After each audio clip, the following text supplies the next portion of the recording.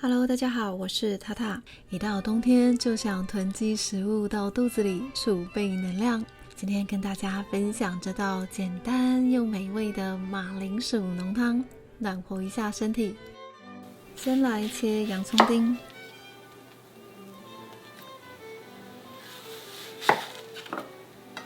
将这样划开几刀。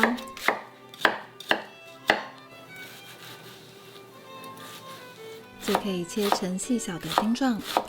切细丁的好处呢，就是可以更快的让洋葱融在汤里，把蒜头拍裂开来，然后再切成蒜末。马铃薯大概准备2到3颗的分量，先刨皮，再切成厚片。为了要保留部分马铃薯的口感，我把马铃薯都切成丁状，这样的浓汤吃起来会比较有口感一点。如果没有要马上下锅煮的话，可以先泡在水里面，预防马铃薯氧化变色。水不要多，也不要放醋，盖过马铃薯就可以了。准备1小块培根，大概切100到150克左右。喜欢培根多一点，就多切一点咯。我今天买到的培根是1整块的，如果你买的培根是切片好的话，那就不需要再切了。这边有事先准备好的鸡骨蔬菜高汤，没有准备的话，用水来煮也是可以的。煮高汤的材料都是可以吃的，不用丢掉哦。我今天用的是20公分的铸铁锅。开中火加热1分钟，然后再加入一点橄榄油进来，润锅一下。现在就可以把培根放进来煎了。我们用小火慢慢的煎出培根的油脂，过没多久，培根就会开始出油。等油脂比较多的时候，就可以转中大火把培根煎出焦香。培根一定要煎到这样的状态，香味才会出来哦。不然就会有一个不好闻的味道。先把培根取出来备用。锅子里再补10克左右的奶油，奶油开始起泡的时候，就可以把洋葱放进来了。这时候锅底会有刚刚培根的焦香，稍微的炒一下，锅底的焦香就会被刮起，不用担心。洋葱大概炒到半透明的样子，就可以把蒜末放进来了。这时候来一点盐巴跟黑胡椒调味。我喜欢在马铃薯浓汤里面加入一点香料。这个是我现刨的肉豆蔻粉，把它加进来。没有买到的人也可以省略。这时候呛入50cc 的白酒或者水也可以，刮起锅底的焦香，继续翻炒。现在把马铃薯的水沥掉，直接的放到锅子里，把马铃薯充分翻炒均匀，直到马铃薯表面开始出现有点半透明的样子就可以了。这时候呢，把高汤或者水加进来，大概加到8分满左右。现在你看到汤的颜色带有一点琥珀色，那都是正常的哦。先把汤煮滚，然后转中小火炖煮15到20分钟左右，维持小滚的状态，直到马铃薯煮透为止。等待的时候来切一下起司。我今天用的是卡门贝尔干酪，这种起司的味道呢会比较淡雅，不会那么咸。当然用任何喜欢的起司都可以。除了卡门贝尔之外，我另外搭配了一些帕玛森干酪，这种现刨的起司味道也很好，非常适合加在白酱里面。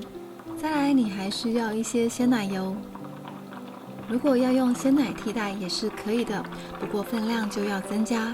现在马铃薯差不多煮透了，先关火。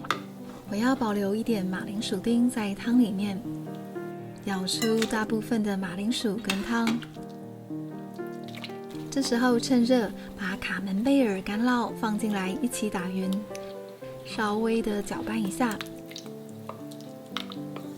现在用手持搅拌棒把马铃薯跟起司打成滑顺的泥状就可以了。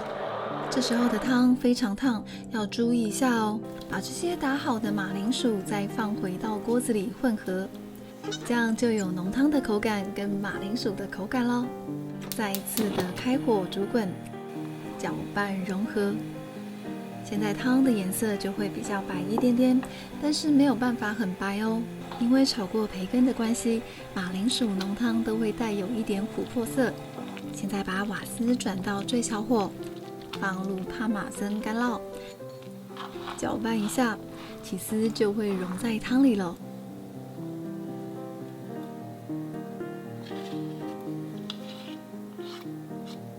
现在确认一下汤的稠度，如果觉得比较稠，那就补一点热水进来。最后我们再加入适量的鲜奶油，增添奶香味。鲜奶油的多寡就看个人喜好奶味的程度了。我喜欢在马铃薯浓汤里面加入一些白花椰菜，增加口感。这些花椰菜都是之前已经烫熟放冰箱保存的，只要把它切成小块状就可以了。大小呢就看自己喜好咯。我们直接放进浓汤里面，不需要再煮过，因为花椰菜已经是熟的了。像这样浓汤里面就可以吃到脆脆的花椰菜口感。目前的马铃薯浓汤看起来颜色比较单调一点，关火前我会再加一些干燥的西洋芹，除了好看之外，也可以增加风味哦。嫌麻烦或者没买到的人，省略都是可以的。搅拌均匀，像这样汤里面就会有一点一点绿绿的点缀，颜色看起来就不会那么单调了。最后再试喝一下，调整咸味，非常好喝的马铃薯浓汤就完成啦！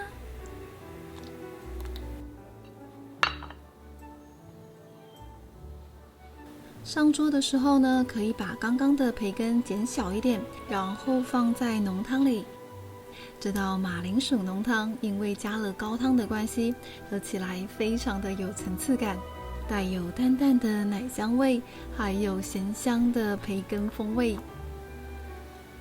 不管是大人还是小孩，马铃薯浓汤都是很受欢迎的一道浓汤哦。哇，光看到就觉得超好吃、超满足的。好啦，我要开动咯。